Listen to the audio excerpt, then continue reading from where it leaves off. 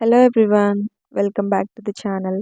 ఇవాళ ఈ వేడి వేసవిలో చాలా చల్లగా ఉండే బాదం మిల్క్ని ఎలా తయారు చేసుకోవాలో చూద్దాం.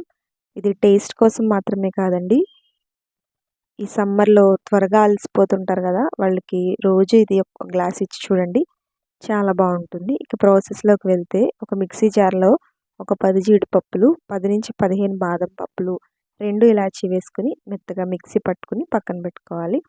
ఇప్పుడు ఒక బౌల్లోకి మిల్క్ తీసుకుని అవి స్టవ్ మీద పెట్టి బాయిల్ అవ్వనివ్వాలి. మిల్క్ వన్స్ రోల్ బాయిల్ అయిన తర్వాత ఇందులో పావు కప్పు షుగర్ యాడ్ చేసుకోవాలి. షుగర్ కరిగిన తర్వాత మనం ముందుగా మిక్సీ పట్టి పెట్టుకున్న ఈ పౌడర్ని వేసుకుని 2 నుంచి 3 నిమిషాల వరకు ఉడికించుకోవాలి. ఈలోపు ఒక చిన్న బౌల్లో 1½ స్పూన్ కస్టర్డ్ పౌడర్ వేసుకుని వాటర్తో కానీ నార్మల్ చిల్డ్ మిల్క్తో కానీ మిక్స్ చేసుకుని మరుగుతున్న పాల మిశ్రమంలో వేసి కలుపుకోవాలి.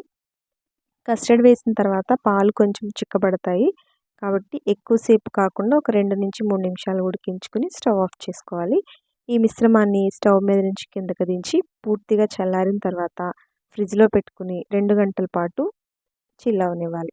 2 గంటల తర్వాత తీసుకుని సర్వ్ చేసుకుంటే ఎంతో టేస్టీ అండ్ హెల్దీ బాదం మిల్క్ రెడీ. వీడియో నచ్చితే లైక్ చేయండి, ఛానల్ని సబ్స్క్రైబ్ చేసుకోండి.